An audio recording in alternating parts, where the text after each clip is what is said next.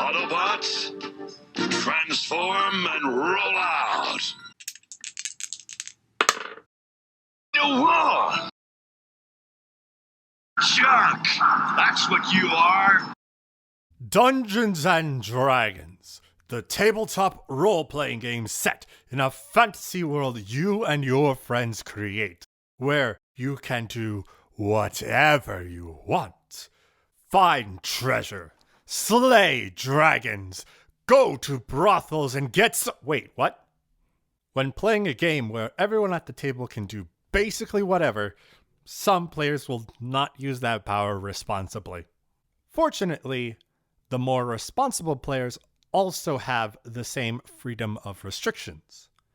And if someone keeps making the same mistakes, sometimes someone else has to step in to fix it. Greetings, gang, it's Michael Blaine, and this is why I crafted the strongest item I have ever made in Dungeons and Dragons. So first things first, the campaign. What did the campaign look like? Well, it was set in Pathfinder, and it was actually the first long-running campaign I'd ever been involved with.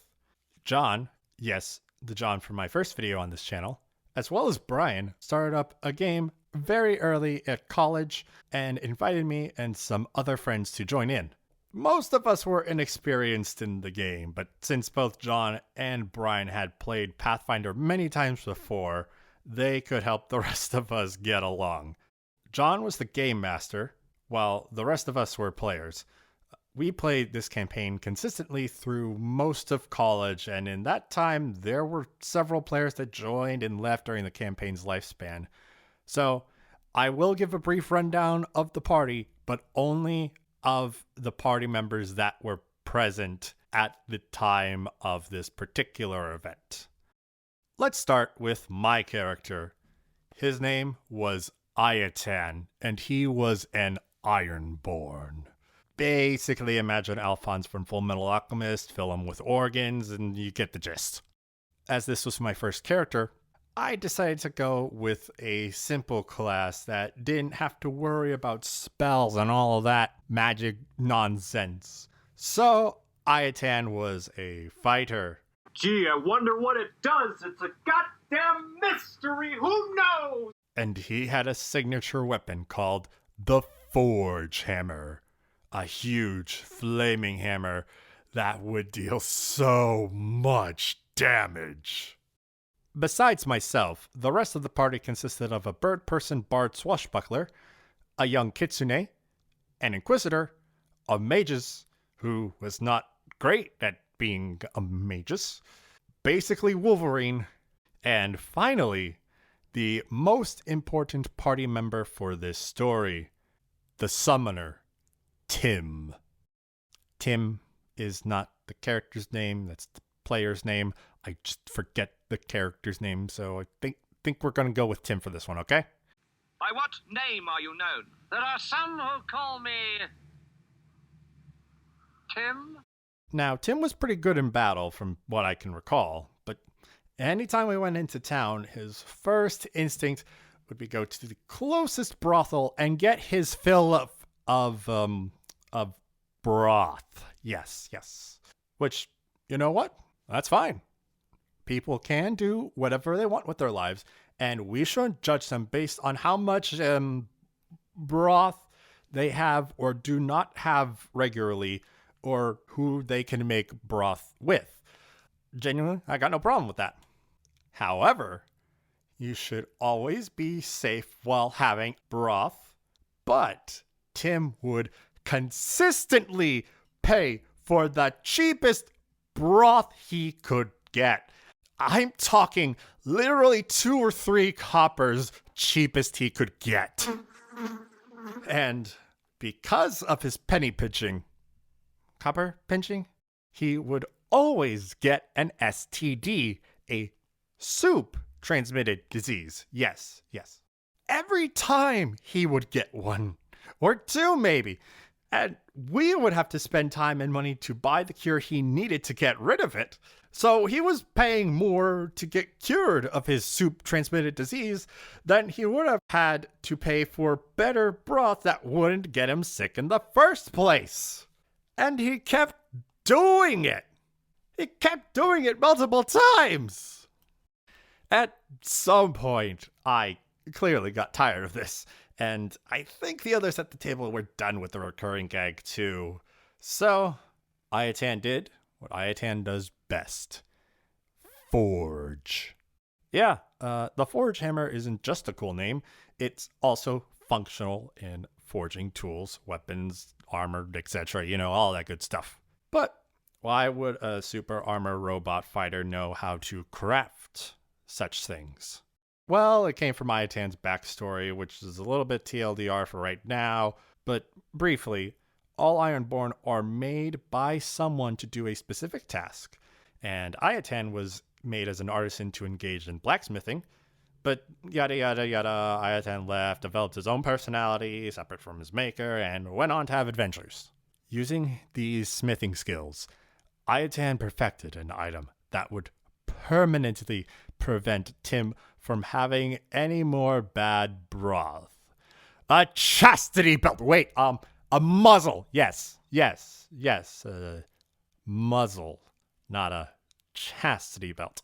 But you may ask, how could I guarantee it would be so perfect? Well, rather than actually rolling a d20 to determine how good or bad my final product would be, I took advantage of a rule that John had at our game. I took a 20, which meant that while Ayatan in-game would have to spend more time to complete the task, Ayatan would be able to carefully and meticulously craft the item to the greatest quality that could be produced. Ayatan, as an Ironborn, has no need to sleep, for he is a giant robot armor machine thing. So during the night, he crafted the muzzle out of iron and managed to put it on our very thirsty player. Thirsty for soup. Get your minds out of the gutter. Once the muzzle was locked, Ayatan decided to seal the deal, literally, and use the key as some of the raw materials for a dagger. With the key no longer being in the shape of a key, the muzzle couldn't be unlocked. When Tim awoke in the morning, he tried his hardest to get it off. First, by lockpicking, which failed, and then by trying to physically break out of the thing. But because of how well I made it, thanks to taking the 20, the DM said the stupid thing had a DC 40 strength check and at least a DC 30 lockpicking check. Meaning that even if Tim was able to roll a 20 on the die, if he was able to roll a natural 20, he would still need at minimum a plus 10 modifier in either lockpicking or 20 plus in strength to succeed in freeing himself. We were around level 4 or 5 when I did this. It was functionally impossible for any of us to get the thing off of Tim now. So, with the task complete, Tim now had the proper protection to never get any more soup-transmitted diseases. Though that didn't last too long. A few sessions after this, our freshman year ended, and Tim, the player, knew he was going to be too busy in the upcoming sophomore year to continue playing. So, at the last session of the year, he was killed off and dragged away by the cult of cannibals we were captured by. Hope they made sure they cooked him thoroughly, though. I don't think he had fully recovered from his last batch of broth. Well, that took longer than I expected. that was the shortest script I had going into this project, and then it just got bigger. I had so much stuff to work with, so that took a lot longer to get out than I had hoped. I like to say the next one's going to come out sooner.